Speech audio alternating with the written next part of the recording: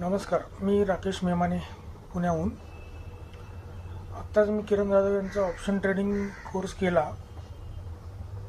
तर एवढं easily option कोणी शिकवणं शक्य नाही आहे हे मला त्यातून कळलं. मी ऑप्शन करायला खूप घाबरत होतो, पण आशिष केळकर सरांच्या मार्गदर्शनाने खूप छान समजलं. म्हणजे शब्द नाही आहेत सांगण्यासाठी. तर मी आता कोणती भीती न बाळगता